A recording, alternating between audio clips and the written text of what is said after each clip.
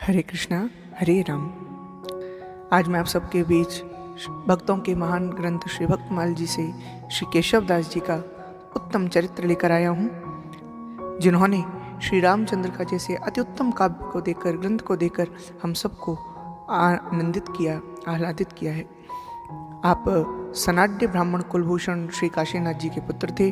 आपका काल संमत 1612 से 1674 तक माना जाता है। भगवान के परम भक्त होने के साथ साथ आप साहित्य शास्त्रज्ञ और प्रसिद्ध कवि भी थे। ऊर्चा नरेश महाराज राम सिंह के भाई इंद्रजीत के आप दरबारी कवि थे। आपका वहाँ बड़ा सम्मान होता था।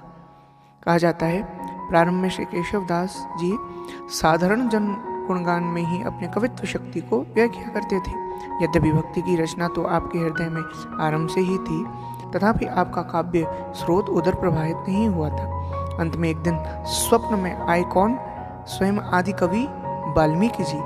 उन्होंने आपको जन काव्य सृजन के स्थान पर श्री राम काव्य की यशोगान का आदेश दिया और इसी प्रेरणा से आपने प्रकांड पांडित्य और भक्ति परिपूर्ण श्री राम जी के यशोगान का चरित्र यानी रामचंद्र का आपने सृजन किया।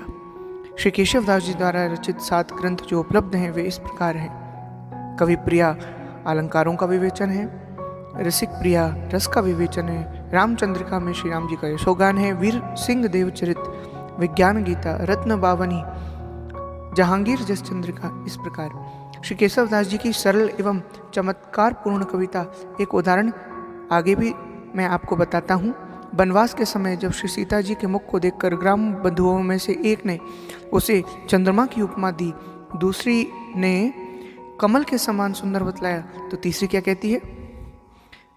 एक एक कहे अमल कमल मुख सीता जू को, एक कहे चंद्र सम आनंद को कंदरी, होए जो कमल तौरयनि में न सकुचेरी, चंद जो तो बासर ना होए दुति मंदरी, बासर ही कमल रजनी ही में चंद, मुख बासर हूँ रजनी बिराज जगवंदरी, देखे मुख भावे आन देखे कमल चंद, ताते मुख मुखे सकी कमलो न चंदरी, कमलो न चंदरी।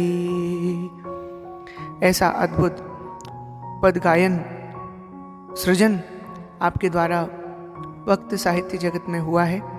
हम आपको सादर वंदन करते हैं, प्रणाम करते हैं।